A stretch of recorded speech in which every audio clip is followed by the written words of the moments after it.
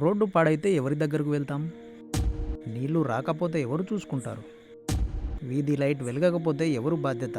ఇవి చూసుకునేది మంత్రి కాదు, ఎమ్మెల్యే కాదు. లోకల్ బాడీస్ అంటే మన ఊరు, మన పట్టణం లాంటి స్థానిక సంస్థల సమస్యలను నేరుగా చూసుకునే పాలనా వ్యవస్థ.